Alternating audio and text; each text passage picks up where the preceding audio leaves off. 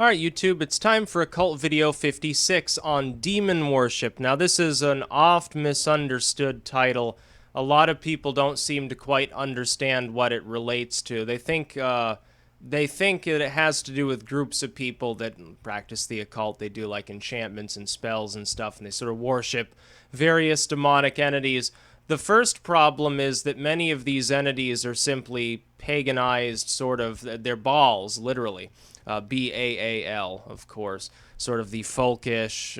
You could call them demons if you're a Christian or a Jew, I suppose, or a jinn if you happen to be Islamic. Otherwise, literally, they're a form of lesser deity, sort of a demigod or an ancestral spirit or a totem or something like that. That people throughout time, the barbarians, the pagans, those that were outside of Christian hegemony, they worshipped them or venerated them in some way. But these should not be understood in terms of Christian writings about these sort of beings. You look at the Lesser Keys of Solomon, you see all of the demons there. What's one of them? One of them is Ammon. It's quite literally the representation of an Egyptian deity. It has nothing to do with demonology in a proper Christian sense. It dates back many, many, many centuries before Christianity even existed. It dates back to before Judaism penned so much as a word of their mythology in a single book. And yet this being is present, of course, in this work, in the Ars Goetia, as being a demon, as having infernal legions under his power. Unfortunately, the tradition of making similar works, sort of these encyclopedic entries on demons with the seals and the names and how many legions they control and what they can give you if you worship them or you call upon them and constrain them, it goes back quite a distance, and it proceeds it to this day.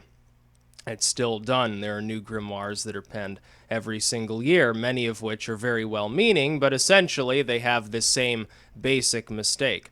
The problem of demon worship is that most of the groups that actually unironically worship or venerate these in a Christianized form are really like anti-Christian groups. That is, that they simply say the devil's the good guy, God is the bad guy. They may or may not even believe in this dichotomy, but they sort of take that position, and then they go to it. They start conducting their rituals and calling upon all of the arts of blasphemy.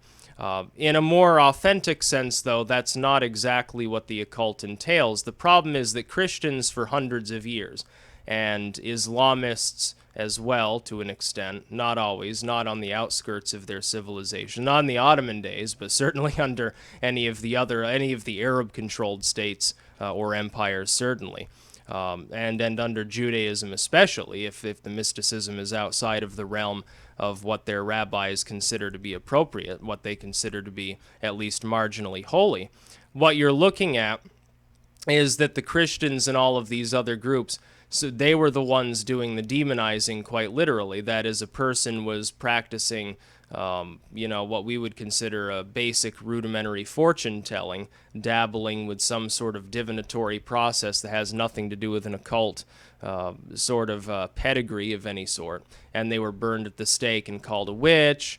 A person was dancing in the moonlight, must be a witch. Person got too drunk, probably a witch. Person used a drug and saw something, probably a witch. And so the burning times really informed the understanding of most of the Western world, including many aspects of, unfortunately, occultism from the Western world. Really what they would consider a demon, what they would consider to be demon worship, as though simply calling upon and trying to constrain such a being, if you recognize it as a Christianized demon at all, is even a form of worship. And in many of the texts within the occult, many of the older ones, you're actually torturing the demon more than you are trying to ally with them. In the Grand Grimoire, you form a pact with Lucifuge Rofacal. And some of these others, like in the Enchiridion, at least in the possibly spurious last passage, you can certainly call upon Satan there. Otherwise, when you look at most of these works, they're literally telling you to live a holy life. I think the Protestants, in many ways, made it worse, because a lot of those more light, more white grimoires, as we may term them, that admonish you to be chaste, that admonish you not to drink too much, to bathe ritually, to call out to Jehovah for your salvation, Most of those were written by Catholics. They're based partially on Catholicism, Catholic ritualism. And so, of course, the Protestants didn't like that any more than they'd like it if you were literally worshiping Satan at that point. So it became a little bit of a problem. No, demon worship, as properly understood, is a fringe movement. Even most of those who have an appreciation for Christianized demons do not worship these beings. They may call upon them, they may have a kinship with them, but they're not worshiping them. They see them more as friends than they see them as masters. That's another problem. The Christians said anyone who's doing anything outside of Christianity is obviously under the command of the devil, and they extended this to any form of mystic or spiritual rites that they encountered that they didn't immediately smile upon. There were a very few fortunate groups that were considered interesting heretics that they wouldn't immediately purge and burn at the stake. Everyone else was sort of, they were out of luck at that point. The Christians, the Jews, and the Muslims, unlike the pagans that came before them, in certain cases, some pagans were closed-minded. The Romans, they used to adopt neighboring gods constantly. They thought it was a great idea. They thought it would make them stronger if they borrowed the deities and the customs and the rituals and the amulets and the figures and everything, all the prayers, the spells, the chants, the rituals, the hymns. They'd borrow everything from a neighboring culture. Until around the time they adopted Christianity, then they began constantly purging these folks and saying, oh, well, we've got one state religion now. Sorry, you're toast. You're going to get thrown to the lions, so if we're just like we used to do to the Christians or Jews occasionally. It's rather sad because Rome almost immediately began collapsing. I wonder why that was. But yes, demon worship as it is generally described by Christians is a rarity.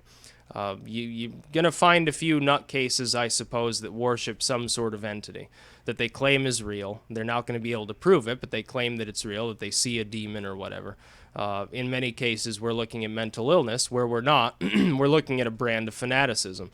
We're also potentially looking at someone who doesn't even understand the historical doctrine of demonolatry, that doesn't understand where where the demons come from, where the idea of invoking them in certain ways comes from.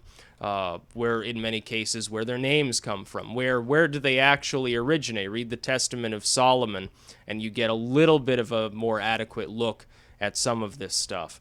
Otherwise, you're sort of just fooling yourself. I find it very funny. Very religious Christians, Muslims, and Jews, they expound upon the concept of demons constantly, and none of these three can agree with one another either. And they claim to be all-knowing when it comes to the subject of demons. It's like all these charlatans that go on TV, oh, I cast the demon out of this dude, and I exorcise this possessed person. They don't know what they're talking about. Their rites aren't authentic. They have nothing to do with an authentic view of demonology whatsoever. They've probably never studied demonology. It's like that one dude there that had the ghost hunting show, and he kept ranting about Belial or something like that. Like, oh, it's my old nemesis. It's like, come on. If this demon existed, it wouldn't give a fuck what you do. Trust me. It has nothing to do. Your life is meaningless next to such a being, such a potential deity anyway, because that's in many cases where these beings come from, where they're named in the first place. They come from some folkish group, from some local totem, some little city-state out there in the hinterlands has its own pantheon of deities that it worships with different attributes from sort of the mainline individuals that form the core of what was then considered civilized society in antiquity, into the Dark Ages, even into the Renaissance. It's like when Europeans first go to parts of Africa or something like that. They see them like they worship the little rock idol, they worship the tree or something. They thought it was interesting and strange, and they said, oh, these people are acting like the devil must be their master or something. It was often used as an excuse politically to purge these individuals. They did the same thing when they adopted Christianity in the Roman Empire to the pagans. Say, oh, you worship the devil. Well, it was never the devil.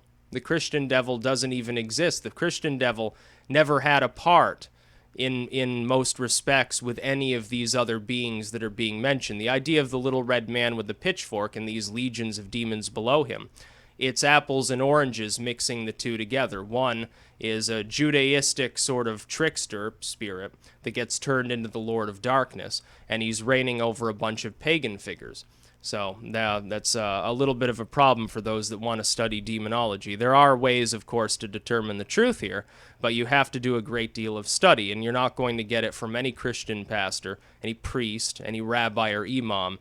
The Jews are closer to the core of truth here because their religion is older, but even then they're still light years away from understanding the concept of demons beyond their own very limited worldview. That's about all. Peace out.